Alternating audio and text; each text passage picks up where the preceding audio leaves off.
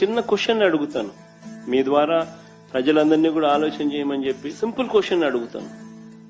అసలు government school ఎందుకు నడుపుతుంది చెప్పండి? గవర్నమెంట్ స్కూల్ ఎందుకు నడుపుతుంది? ఎందుకు గవర్నమెంట్ స్కూల్ మనకు దేశవ్యాప్తంగా ఇన్ని ఉన్నాయి? రాష్ట్రంలో కూడా 45,000 స్కూల్ ఎందుకు ఉన్నాయి? ఎందుకు గవర్నమెంట్ హాస్పిటల్ ఇన్ని ఉన్నాయి? ప్రతి మండలంలోనూ ప్రతి జిల్లాలోనూ ఎందుకు ఇన్ని ఉన్నాయి? ప్రతి ఊర్లోనూ, రాష్ట్ర వ్యాప్తంగానూ దేశవ్యాప్తంగా. బస్సు కూడా, ఆర్టీసీ బస్సులు కూడా ఎందుకు గవర్నమెంట్ నడుపుతుంది చెప్పండి? ఆలోచన ఎప్పుడైనా చేసినారు?